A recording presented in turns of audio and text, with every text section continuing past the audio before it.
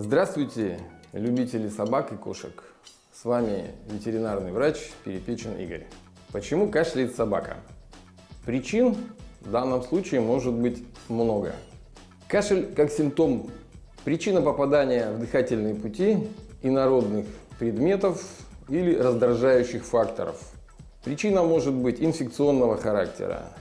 Инфекция это может быть микробной, скажем, природы, вирусной природы. Могут быть гельминты, часто вызывающие кашель. Часть игрушки, которую съела собачка и попала в дыхательные пути. Если кашель неизвестны вам причины, вы не можете установить эту причину, лучше обратиться к ветеринарному врачу. Всего хорошего, пусть ваши питомцы будут здоровыми.